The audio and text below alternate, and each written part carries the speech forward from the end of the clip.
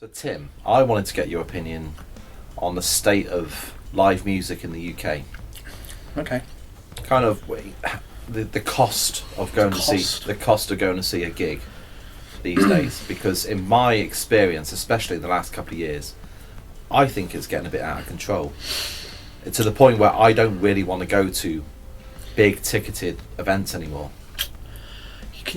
I find it difficult to go to big ticketed events, even if I want to, because I can't get tickets for them because they're sold out when I go onto the website, go onto Ticketmaster or see tickets or something when they go on sale, and they're all gone. So they're either all being sold in a pre-sale, which is quite popular these days, isn't it? There'll be an artist pre-sale, and there'll be some kind of sponsor pre-sale a few days before they go on the general sale. Either they're all going on that, or they're all going off to touts and being resold for 4 or 5 times the face value, which appears to be an issue. Obviously, touts were always an issue, weren't they? So back in the day, online touts are worse than touts back in the day. Okay, so if we go back in time, I remember the days when we'd have to go to the ticket shop to get our tickets. They used to sell them in HMV as well. You queue up outside in the morning. We had the ticket shop in Bristol, didn't we? We did. I think it was one in Midsummer Norton, actually. Bristol ticket shop, I remember it well. There was a small one in Bath. Do you remember that?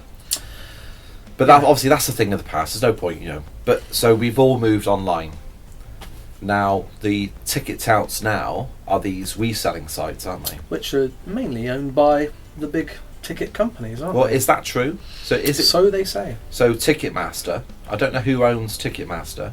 So it's Live Nation. Live Nation. Yeah. Now, do Live Nation also own these reselling sites? Well, I would say that there's a couple of them that are, aren't there? Is it Viagogo? Because this has been brought up in Parliament, hasn't it? Oh yeah. There's been some quite brave MPs who've brought this up in Parliament, and it seems to get really quickly shut down. Yeah. Like there's some kind of vested interest. Live Nation are one of those, one of the biggest companies, and when people think of they're like big an umbrella company, aren't they? You think of Apple and you think of Google, and you think of Amazon, but I think Live Nation are a big thing. Like a conglomerate. And they've got their fingers in a lot of pies. And when it comes to live music, when it comes to the big shows, isn't it weird though how so much. On tickets it used to say that this ticket cannot be sold for more than the face value, and yet that's been done all the time, and that's not a thing anymore. In fact, it's perfectly legal to sell a ticket for 2, 3, 4, 5 times the face value. I mean, there are certain artists that have taken against it and have tried to find ways to stop it from being resold. And Ed Sheeran, to be fair to him, he's brought in some pretty cool solutions to it by selling directly through his website and limiting the amount of tickets each person can have. Yeah, but Iron Maiden did the same. Iron Maiden did. I think Robert Smith and the Cure have been quite sort of active against it as well, haven't they? And Glastonbury do quite a good job for all their reels. To be fair, for all the issues I have with Glastonbury as a festival, yes, their ticketing system is probably the fairest around for a festival. Well, I mean, they're going to sell tickets regardless, aren't they? And they do. I mean, that's our issue with Glastonbury, isn't it? People will buy the tickets regardless of, and then you'll get all the people saying, yes, but Glastonbury is about the festival experience. Not about the music, Dan. It's not about the music. Going to the festival. Bullshit. What annoys me about Glastonbury more than anything is that last year I would have loved to have gone, but I didn't know half the bands that were playing were going to be there. This year, if I'd have bought a ticket off the strength of last year, I would have been the most disappointed person in the world. I mean, imagine you spent 300 odd quid and you're getting to watch Coldplay and Dua Lipa, and who's the other one? I don't even know who it is. I got to be honest, I looked at that lineup for Glastonbury, and we are old fuddy-duddies now. It's very true. I appreciate that. Coldplay have been going for a long, long time. And to be fair, I've seen Coldplay at Glastonbury, and they were really good. I'm not a Coldplay fan. I like the first album. Yeah, to be fair, as festival bands go, they really surprised me. They were a great everyone was singing along, and I'm really not a Coldplay fan at all, but I really enjoyed them. I haven't got an issue with Coldplay, but I have an issue with. I was just using them as an example for how disappointed I would be. It just seems like £300. There's some kind of concerted effort to put on 99% of bands I've never heard of. That's because it's new artists on the whole, isn't it? There's some kind of agenda going on. Who's the legacy artist at Glastonbury this year? It's Shaking Stevens. No, that would be great. I don't know. Again, I'd be gutted if I didn't. Rolf Harris, I don't know. Well, I don't think it's him. I've seen him at Glastonbury a few times. So the live music scene, when it comes to the bigger shows, is the most. I think it's the most impenetrable it's ever been when it comes to going to shows. And if you can, by some miracle, get a ticket for one of these big shows, which sells out quickly, the price of some of it is hundreds of pounds. It's disgraceful. And it's not just the cost of the ticket. It's invariably going to be, for us, we're based in the southwest of England. Exactly. There's not many big arenas around here. We're going to have to travel. Now, that's one of the things I wanted to bring up. Oh, okay. Right. Now, obviously, we don't live in a big country. England, Scotland, Northern Ireland, Wales. It's not a massive country, is it? So we can get most places in the UK. Mm-hmm. By plane or train, or it's not huge. But the cost of everything in this country has become ridiculous. I mean, far outweighing, if you look at it in inflation terms, the cost of things and our wages. There's a massive gap. Now, I'm interested to hear, let's say, American viewers of this video. I'm interested to hear what things are like in the USA, because I've put together a few little things that I found out and converted it into dollars to give the American viewers an idea of what we're paying to see live music. So, your theory is that it's cheaper in the States to. I think it is. Okay. But I might be wrong. But then the travel in the States is going to be. Everything. When I see stuff for sale in the States and you see it in dollars, mm-hmm. it's so much cheaper than it is in the UK. Obviously, so what's the current exchange rate to a pound? What do you get? How would I know that? It's like I work in it. Travel money. About 120, I'd say, on average. Right. So, and when you see something in dollars for sale in the US, mm-hmm. it's usually the same in pounds over here. So if something's say $500 to buy in the US, it's at least £500 to buy here. So if you convert that back to dollars, you're looking 650 quid. An extra 150 quid. It's everything. Just to me, it seems like we're getting such a bad deal in this country. I don't know what's going wrong. I don't know if it's the fault of the venues, the ticketing companies, the artists. Now, at least if I'm going to see a band like Alice Cooper, if I'm spending, I don't know, 60, 70 quid on a ticket. What did we pay for Alice tickets last time we saw Alice? When was that? A couple of years back. I think it's about 60, 65 pounds. Mm-hmm. I'm not too bothered about that, because you're getting your money's worth. You're getting a stage show. You're getting all the pyrotechnics and the theatrics and the blood. And mm-hmm. if I'm just going to go see some indie band on a stage, it's just getting to the point where I'm almost at the point now where I don't want to go to these gigs anymore. I'd rather go to watch some unsigned bands, watch 3 unsigned bands for £5 in a pub. Yeah, it depends, doesn't it? If you're happy to pay it, if you think it's worth, if you think it's good value. Like the other day, I was looking through some gig listings on some website or other I was linked to from Facebook, and I saw that the Mannix and Suede are touring together. Mm. And they're playing Cardiff Castle, I think, and then a few other places around the area. All sold out, obviously, as these things are. And I thought, I wouldn't mind to go. I've seen the Mannix recently, but I haven't seen Suede before. Mm. I'd like to see them both together. I think that's quite a good value tour, because that's 2 bands of probably the same vintage, about the same level.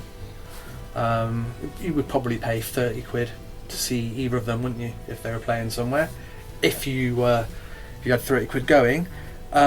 This ticket for one of these shows was 65 pounds. I thought that's quite good value, because that's 2 probably 30 quid-ish bands. Okay. 60 quid. And they're playing in Dreamland in Margate. Now, I visited Margate last year. Dreamland's like it's an outdoor theme park, and they do lots of live music there. So that one hasn't sold out. So I'm considering going now to get to Margate, which is literally the other side of the country to where we are. On a train. I looked at this the other day as well. I thought, let's see how much it is. £100 each for me and my wife. We both went. This is the thing, right? So £100. That's, and you go to London. You go on the tube. You change at St Pancras, and then you go off to Kent. So that's 2 trains. £100 takes about 4 hours. I could drive there. That would probably cost probably 2 tanks of petrol easily. So that's the best part of £100 to drive. The cost of petrol in the UK is much higher than it is in the USA. Talking about, it's 200 miles, I'd say, pretty much spot on 200 miles to get to Margate. Right. There's no other real way of getting there. I mean, how much does it take to fill up your car in pounds? I did it on the way here today, actually. 45 quid, but it was a bit in there, so probably about Tim, 50. you've got a very small car, haven't you? So I have, yeah. But it's got a big engine for what it is, so it's not the most economical. We've got like a family car, a very boring car. That costs about £75 to fill up. Yeah. So $100? $100 to fill up. So I wanted to just talk about the O2 Academy in Bristol, one of my least favourite venues. I hate that place. Everything about that venue just annoys me. There's no way you can stand which is comfortable. If the gig's sold out, you might as well forget it, because there's nowhere to be comfortable. To what, even going to the bar feels like a trip to Mount Everest. 2 of my least favourite gig experiences in that place. Yeah. One, Porcupine Tree, probably 2009, something like that. Maybe even just before then. We got in quite early, saw the support band, got a good place near the front, and thought, well, this is going to be great for when Porcupine Tree come on. Porcupine Tree came on. 3 of the tallest men in the whole world stood right in front of me, and ruined my entire evening. So we thought, let's just move somewhere else. And then by the time you've moved somewhere else, you can't see anything anywhere because you're so tightly packed in. Hey, look, you're like me. You like to have a beer when you watch bands. Yeah. Well, that's my other bad experience. Mastodon there at that gig. Again, it oversold. It's an uncomfortable place to be. You're all crammed in. I was on the floor part. I wanted to get to the bar, so I said to the person I was with, "I'll just go and get the beers. Wait here. I'll go up the steps to the bar and get the beers." Got up the steps, and there was like just 2 lines of people constantly moving like this. The bar's here, and the 2 lines of people were like this. So I had to kind of move my way into the first line of people, got a bit pushed, and then pushed all the way out the door and outside, pretty much out into the lobby where the toilets are. And I was like, I'm just trying. It's impossible. I can't get to the bar. I gave up. It was horrific. Last time I went there, it was fairly recently. I went to watch that prog band that had Steve Davis. Oh yeah, the snooker prog band. Steve Davis, Utopia Strong. Believe it or not, the snooker player Steve Davis is playing keys and synths. Really good band. Was that busy? Yeah, it was busy. But sometimes they don't open up the higher levels in there, do they? And it makes it a little bit more comfortable. Well, if it's emptier and those are open. So I went with my dad because I thought, my dad's a snooker fan, but he also likes prog rock. So I bought me and him a ticket, and we went to watch that. They were really good. Both bands were. I can't remember what the other band was. However, what just made me laugh in astonishment, I went to get 2 pints of, I can't remember what beer it was, Amstel, something like that. Oh, just, Dad, do you want a pint? Yeah, I'll have a pint of whatever. I think it was Amstel. £7.50 a go pints, but... Well, so I said, I'll have 2 pints of Amstel, please. And what they do in the O2 is they get the chip and pin machine out before they've even touched the glass. Yeah. They get your money right away. So even before he's got to grab the glass and start pouring it, he's like, no, you're paying now. £17. For two pints? 2 pints. It was £8.50 a pint. That, now, again, for the American viewers, that's $11. $11 for a pint of weak piss lager. I mean, it's not the greatest lager in the world. Paid that. So I was looking at and I wrote this down at the time because I just thought it was funny. They sold Guinness in there. I like a Guinness, but they only sold it by the can, a 440ml can, not a pint. Not can. A pint, yeah. Less than a pint. £7.50 for a can of Guinness. That's $9.50. Shipyard Ale was £7.75. Ale used to always be much cheaper than it's lager. It's supposed to be much cheaper. There's some pubs I know around here that you can still get a pint at Shipyard for about £3.20. So yeah, £7.75. That's $9.80 for Shipyard Ale.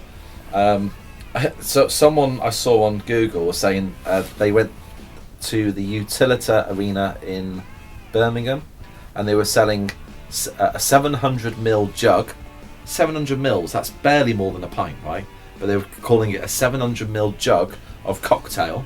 So that's not even a litre, is it? 700 mils. 700, Okay. 700 mil. Yeah. So that Guinness was a 440 mil can. Yeah, so it's barely a jug, So is it's it? maybe- So the jug's going to be like... It's like a can and a half of that Just- Guinness, right? just But over they're half. calling it a jug of cocktail. £35. £35, and this person reckoned there was probably 2 shots of alcohol in it, with the rest made up of fruit juice. That's buying that? $44. Who's buying that?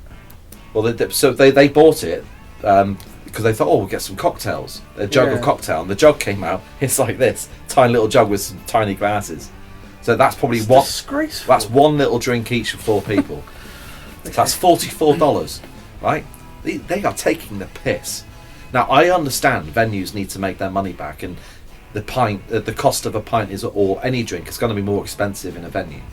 But this is becoming ridiculous. I mean, I've got a family now. I've got 2 kids. I cannot justify going out.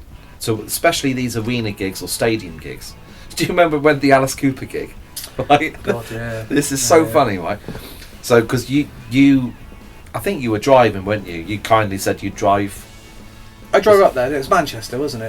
Did you get did we stay in a we hotel? stayed in a hotel. Yeah.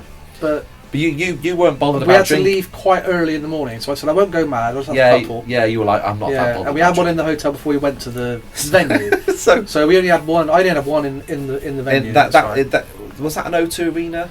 It's the MEN arena, isn't it? The big one in Was that where it was? Manchester. Yeah. So I remember I said, "Oh, do you want a drink, Tim?" And I think you said, "Oh, I'll just have." Did you have some sweets? Didn't you? Like a bag of M&Ms? I think I had a bag of like or Maltesers or something like that. Just like a pouch. Like one of those treat bags. Which are like £1.50 in Sainsbury's, Yeah, or like £4 in a cinema. Those things. So I got, and I think this was Amstel. I said, I'll have a pint of Amstel and a bag of these sweets. And she said, that's £18, please. So I said, sorry. I think you laughed for about 5 minutes after that. I was creased up. Yeah. So it turned out my pint of Amstel was £9.50. His bag of M&Ms, whatever it was about £8.50. It's like, what world are we living in? Yeah. I remember, I think that was the place where they had, because we hadn't eaten, I don't think, and they had like various meal deals, so like a pint and a slice of pizza for like £25. £25, yeah, something like that. Like it's some kind of deal. But I think we went and we got a pint first and filled 2 pints of Amstel or whatever, and they just turned around, got 2 warm plastic. They've been sat on the side. There you go. That's. It gets to the point where I'm like, I'm not doing it. I'm not doing it. I'm sick of this. I'm so sick of being treated like just scum by these companies. It's not just the cost of the beer, is it? It's the cost of everything. The merch goes up at these shows because because these arenas or these venues will generally take 20 to 30 to 40%. So like obviously our band, we've played venues where they'll take 30%. So you either have to soak that into your costs, and bear in mind a small band like ours, if we're getting t-shirts pressed up because we can't print them at scale, we're paying £8-9 a t-shirt. So when we sell it for £20, we're not actually making that big a markup. And then when the venue's taking £6 off that, we're making barely £3 a t-shirt. Now, and we've got to pay for the van. Which is why they're not £20 when you go to these shows anymore, these t-shirts. No, 40, 50, 60 quid. I took Sarah to see one of her favourite bands, Thrice, in Bristol, and I ended up buying her a scarf. Because hold on, I bought her a hoodie as well. I bought her a hoodie and a scarf, and that came to £75. How much was the hoodie? £50, and the scarf was £25. Yeah, that's pretty much a standard price for hoodies now. Yeah, fair enough. I'm not going to go Thrice. By the way, this was more. I think this was bought this at the Sparks tour last year. No, year before last. I think it was £60. £60. But that was on the first night because I bought it. We went to like 4 shows. Right. But I bought it on the first night at the Albert Hall. Right. Because I'd gone there from the accommodation and not wearing. I think it was in like May. I was just wearing a t-shirt. I wasn't wearing anything, and I was freezing when we left. So I thought I'm just going to buy a hoodie. Right. And it was £60. So I bought it. Okay, it's fine. Suck it up. I'll wear it anyway. So I'll pay it. And then I went there the next day because it was 2 nights in a row, and I think it was £50. They marked because no one was buying it for £60. I was probably the only one bought a hoodie Wow. at that price. Wow. And I felt like going, excuse me, Mr. Merch guy, you owe me a tenner. Mr. Mail. But no, I think the Royal Albert Hall are clearly taking a cut of all the stuff that they're selling there. aren't they? I just think it's becoming untenable. I did put a thing up on the Facebook just to see what people's comments were. So Alan, he actually commented while he was out. He said he was at Pendulum in Manchester. Oh, that probably was in the place we went in Manchester. Yeah. And he said the ticket was about £55. Yeah. It's £7.85 for a pint. Yeah. Band merch was £30 for a t-shirt. A hoodie was £55. Beanie £15. And a cap was £20. Now, to be fair, he lives in Manchester, so it's not too bad for Alan. Keith, he said he watched 3 unsigned bands in one night at the Thunderbolt in Bristol for £7, which is great, isn't it? He says 3 weeks after, my wife was charged £360 for two Pearl Jam tickets. Yeah, I heard that the Pearl Jam tour was expensive, but I didn't realise it was quite that expensive. And to the point, £360. well, they cancelled the transaction. He says I'm not doing it. 180 quid each. You go to Malaga for that. Yeah. I just think that's absolutely ridiculous. JC, he said he mostly goes to London for shows, so This is Jeremy Corbyn. yeah, Jesus Christ. Oh. He says anywhere between £20 to £50 for a train ticket, depending on when the ticket is bought and when, what day it's for. Yeah. Plus the tube. Tube's quite expensive now.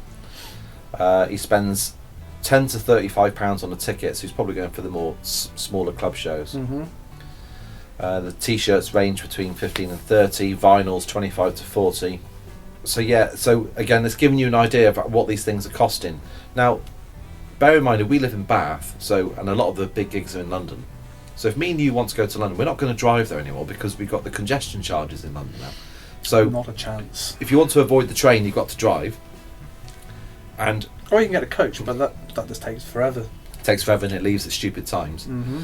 Driving's a nightmare now because you get to London and then you just sit in traffic for hours.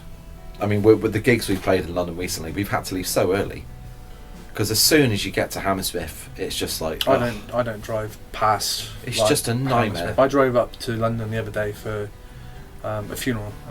Yeah. I was in Hayes, which is Westland, and that's as far into London as I want to drive. Yeah. Any further than that, and it's just bedlam. Because we played in Camden. Any time of the day as well. It's not just... yeah, exactly. It used to be that if you went on I don't know, if you funnily enough, we played the gig in Camden and we left. No, Islington, sorry. And we thought, well, we're going to have to leave just as soon as the gig finishes because we want to get out of London before midnight. Yeah, otherwise, we got to pay 2 loads of congestion charge. So we left really sharpish. It still took us an hour to get from Islington to Hammersmith. Once you're back at Hammersmith, you're on the way out. Yeah, once you see the M4 in your sights. We only just got out of the ULEZ zone. But it can take you as much time as it takes you to get from London to Bath. Yeah, that's coming towards midnight. The road should be clear, but no, London is ruined. It's gone. There's no way back for London. Yeah, too many people, too many cars. It's just the infrastructure's crap. Whatever the London mayor has done, it's completely ruined it. It's a complete no-go zone. So let's imagine we're going to get the train. So let's imagine there's a gig that we want to go to in London.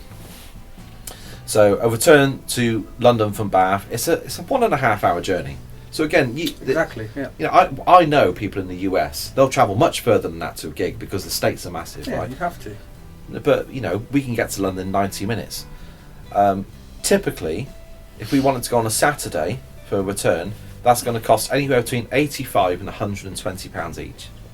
If you buy it enough in advance, it's a bit cheaper than that. But you'd have to know about the gig in advance. That's months in advance. You have to get it. If you're getting it a couple of weeks in advance. Not so long ago. Well, I say not so long ago. Probably we were going to gigs quite a bit in London. Yeah. Getting the train. They used to be like £20 return. Yes. Yeah. Also, there used to be a later train back. Now the last train. 11:30, but the train. The last train back is 10:30 now. I think that's right. I'm sure I caught one not so long ago. Well, maybe that was on a weekday. Maybe. The one on the Saturday was 10. But so a lot of the times you're not going to make it back to the train to be able to get back. Mm-hmm. Or you have to miss the last couple of songs. So you have to get some accommodation. So they have to get accommodation. Yeah. So let's say a Travel Inn or a Premier Inn, not going too lavish. You're not going to get anything for less than £200 for one night for a basic room. Which is why Airbnb is a good thing, because you can find some good bargains on there. Well, fair play. The booking fees on the tickets generally now around 15 quid per ticket. For those bigger shows, yeah, I'd say that's probably about right. And then so so a gig ticket for an arena gig, you're looking about 150 quid. You're looking about 90 quid for the train. You're looking at about £200 for, let's say, merchandise, drinks, or an accommodation. Maybe 250 quid. That's conservative. Mm-hmm. I mean, if you think how much you spend on a night out, if you're a fan of the band, you buy the merch and you buy the drinks. You know. Yep. Before you know it, a gig in London for us has cost us £500 minimum. Mm-hmm. Which is a big chunk of change. I can't afford that anymore. No. I can't do it anymore. But then we don't really go to gigs that much anymore in London, do we? I'm struggling to think. When's the last time we went to a show in London together? And we used to do that a lot back in the day. Yeah. Because the price of these things has just gone up so much. It's absolutely ridiculous. Has the quality of the music that you're going to see gone up in scale with the prices of it? But the thing is, it's all legacy acts now, right? We're going to get to a point where those legacy acts are dead.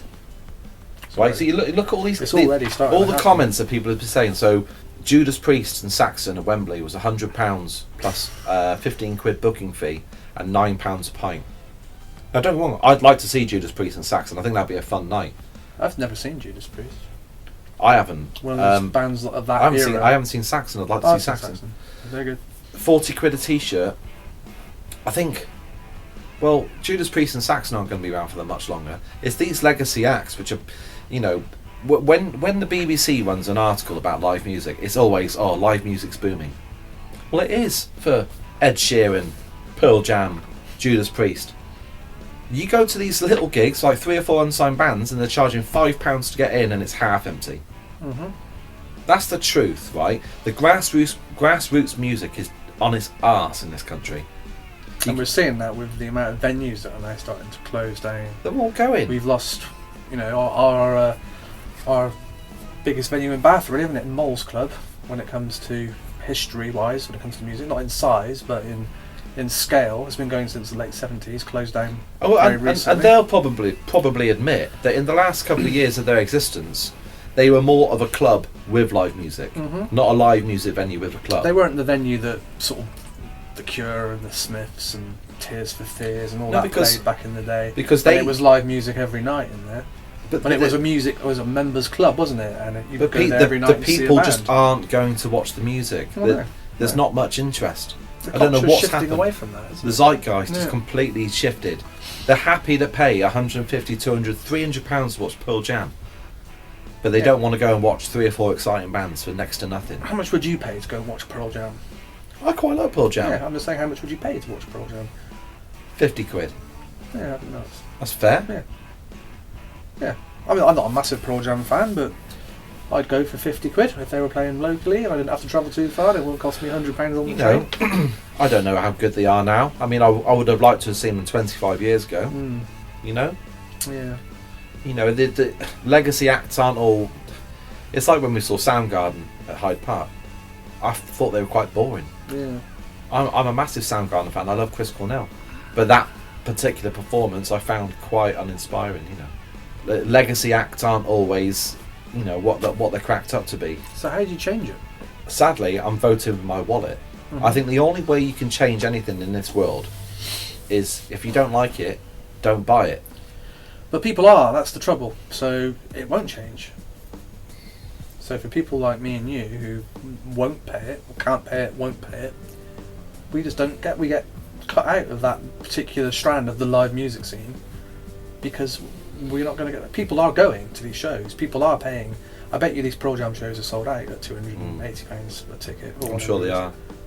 I'm sure they're sold out. So people are paying it somehow, somewhere. I bet if I went onto one of those resale sites right now, I've got my phone out, I looked on one of those resale sites, there'll be Pearl Jam tickets on there for hundreds of pounds because people would be paying it. People do have the disposable income to go to these things on the whole, so they're always going to keep putting these prices up. I just think, I mean, the UK, I think is broken.